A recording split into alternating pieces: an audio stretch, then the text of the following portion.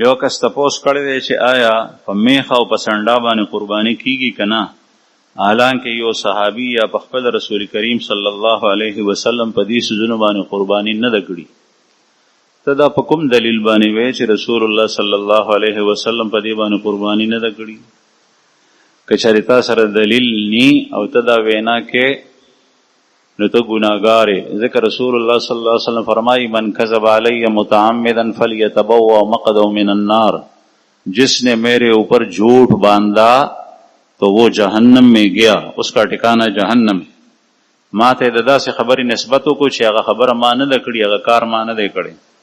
تا سره څه دلیل دی چې رسول الله صلی الله علیه وسلم د میخه او سنډا دا څه شی دی؟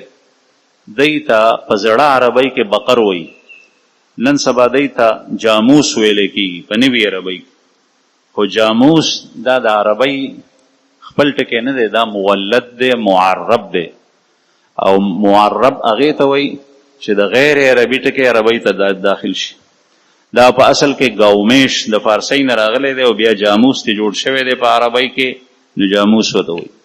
په زړه عربۍ کې د قرآن کریم د حدیثو په ژبه کې میخې ته او سنډا ته بقر ویلی کېږي.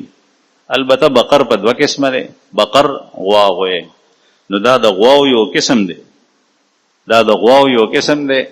او بقر رسول الله صلی الله علیه وسلم علاله کړي ده، خو د قربانۍ نه زه نیم خبر. البته د سفر نه رالو مبارک، نو بیا وی بقر حلال.